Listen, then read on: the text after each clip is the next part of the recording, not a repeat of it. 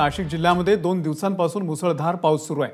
त्यामुळे नांदूर मध्यमेश्वर धरणामधून पाण्याचा विसर्ग सुरू करण्यात आलेला आहे।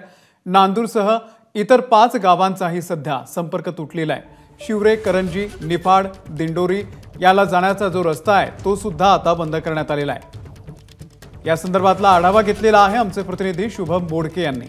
गेल्या 2 दिवसांपासून नाशिक जिल्ह्यामध्ये अनेक ठिकाणी मोठ्या प्रमाणात पावसाचा जोर आहे तो वाढताना पाहायला मिळतोय। नाशिकच्या नांदूर बंदेश्वर धरणातला मोठ्या प्रमाणात जो पाण्याचा विसर्ग आहे तो सुरू झाल्यानंतर आता नाशिकच्या नांदूर बंदेश्वर या ठिकाणाहून जाणाऱ्या अनेक ठिकाणच्या गावांना जाणारा जो संपर्क आहे तो तुटल्याची परिस्थिती निर्माण झाली। आपण जर बघू शकतो या ठिकाणी अनेक रस्ते आहेत ते देखील बंद करण्यात आले।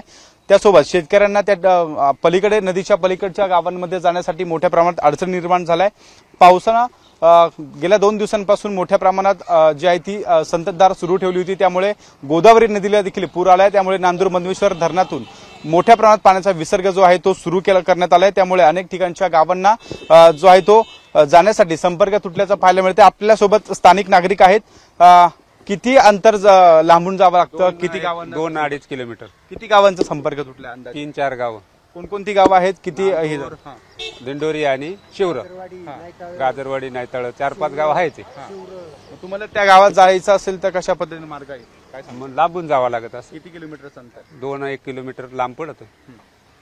ओके, आपण जर बघतो या ठिकाणी अनेक ठिकाणच्या गावांचा जो आहे तो संपर्क तुटलाय। त्यामुळे कुठेतरी 4 ते 5 गावांना जाण्यासाठी नदीच्या पलीकडे जाऊन जो आहे तो विळखा घालून जवळपास 2 ते 2.5 किलोमीटरचं अंतर जे आहे ते वाढते। त्यामुळे अनेक ठिकाणच्या गावांना जाण्यासाठी या शेतकऱ्यांचा, गावकऱ्यांचा जो आहे तो संपर्क तुटल्याचं आपल्याला पाहायला मिळत आहे। कॅमेरामन मयूर बारगेचे सह शुभम बोडके, एबीपी माझा, नाशिक। एबीपी माझा, उघडा डोळे बघा नीट।